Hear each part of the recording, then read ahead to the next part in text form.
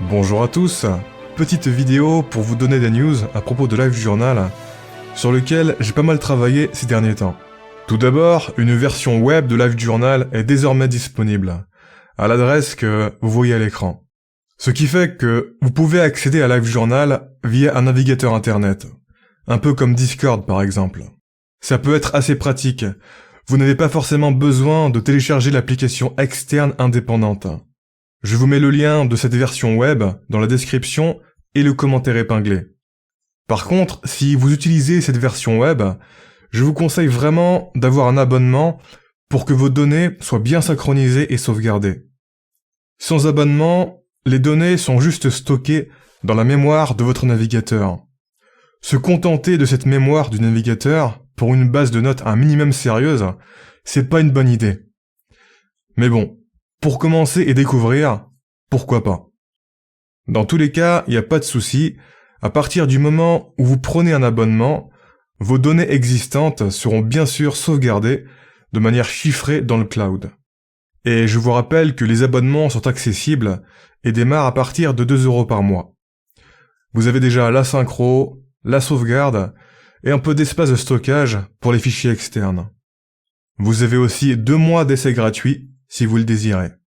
Ensuite, seconde news, plus importante, LiveJournal dispose maintenant d'un mode communautaire. Ce qui fait que vous pouvez transformer vos bases LiveJournal en sorte de serveurs Discord privés ou de groupes Telegram privés, etc. La différence, évidemment, c'est que LiveJournal est avant tout une application de gestion de notes et de connaissances. Et donc, les fonctions d'organisation et de gestion de l'information sont beaucoup plus avancées dans LiveJournal que dans Discord, Telegram et compagnie. C'est d'ailleurs une frustration que j'ai toujours eue avec Discord, c'est que fondamentalement, ça reste une application de chat. Mais comme c'est populaire, on l'utilise pour plus que chatter. Et c'est plus ou moins la même chose avec les groupes WhatsApp, Telegram et compagnie. Ce sont des applications populaires et souvent on utilise ces applications pour organiser et échanger des informations en groupe. Alors que ce n'est pas du tout adapté pour.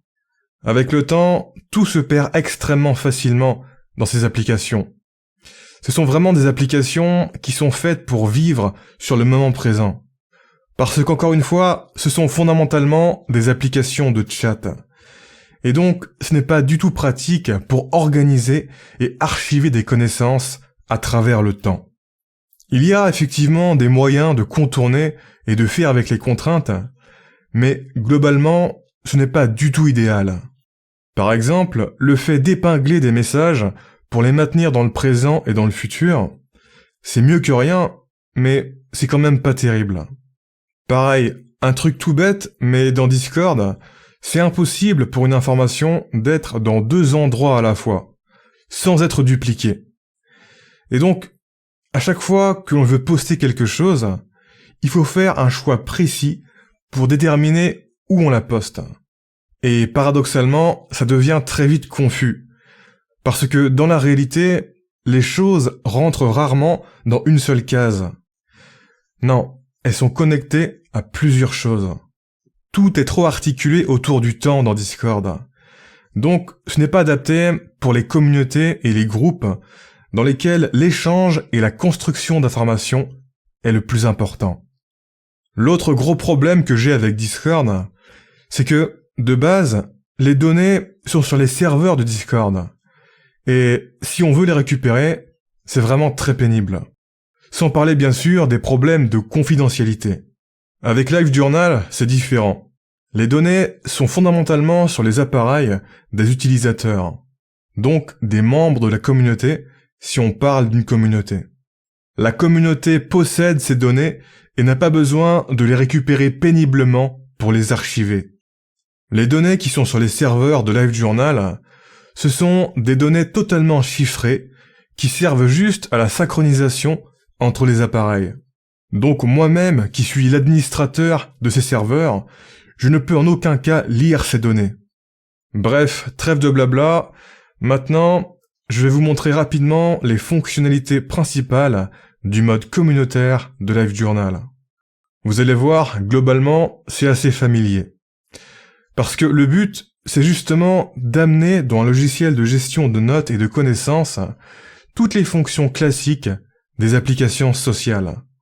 Tout d'abord, ce qu'on peut voir, c'est que dans le panneau latéral principal, il y a cette icône utilisateur. Quand on clique dessus, très classique, on a la liste des utilisateurs et des groupes de la communauté. Et à partir de là, on peut démarrer des discussions. Donc, ça fonctionne globalement comme un système de chat classique. Si ce n'est que la particularité de LiveJournal, c'est que ces discussions sont en fait composées de notes. Ce n'est pas un système de chat fondamentalement à part, ce qui fait qu'on peut référencer tous les nœuds de notre système de notes. Et surtout, c'est ce qui fait qu'on va retrouver les différents messages pertinents des discussions de la communauté quand on va faire des recherches dans la base de notes.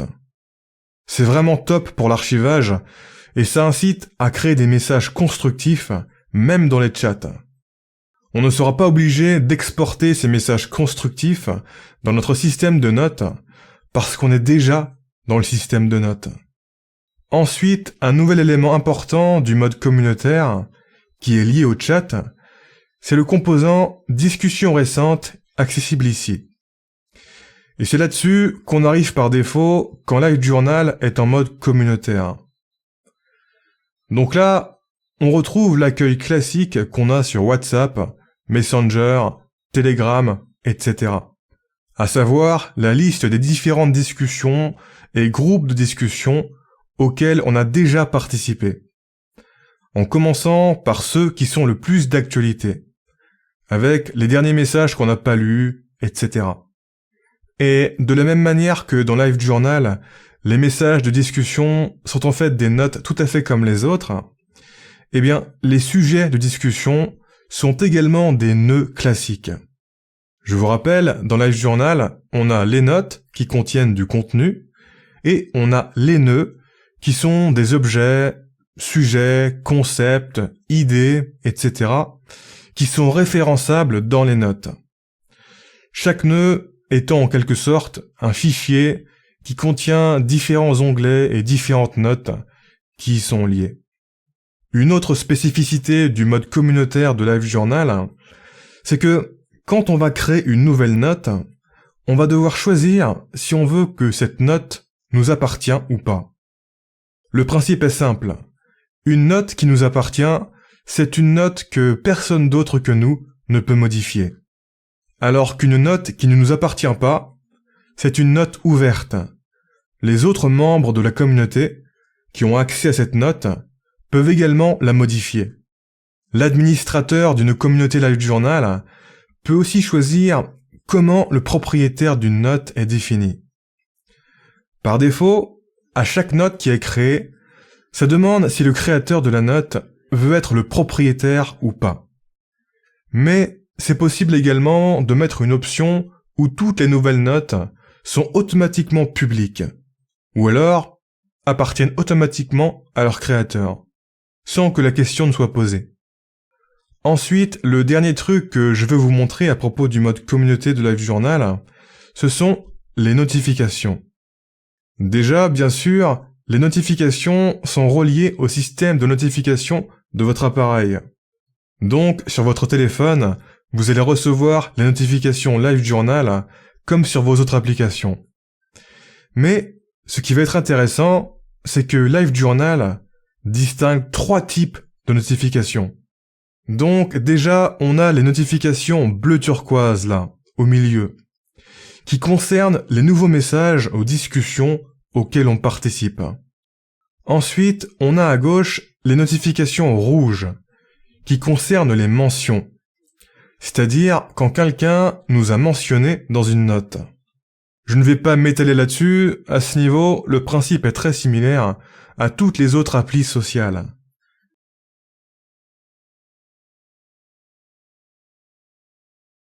Et enfin, en troisième à droite, on a les notifications jaunes qui concernent les abonnements à des nœuds, qui peuvent être encore une fois des concepts, des sujets, des idées, etc. Donc, en principe, à quoi ça sert ces notifications jaunes? C'est assez simple. Par exemple, si vous vous abonnez au nœud productivité, eh bien, dès que quelqu'un dans la communauté va créer une note avec un lien vers le nœud productivité, vous allez recevoir une notification jaune. Et ce qui est génial, c'est que, comme dans LiveJournal, il y a plusieurs types de références, eh bien, on peut aussi choisir si on veut s'abonner à toutes les références au nœud productivité, ou seulement aux références avec un type particulier. Et voilà, c'est tout pour cette brève introduction du mode communautaire de LiveJournal. Je vous rappelle qu'il est possible d'avoir 2 mois d'essai gratuit pour utiliser les services en ligne de LiveJournal, dont le mode communautaire fait partie.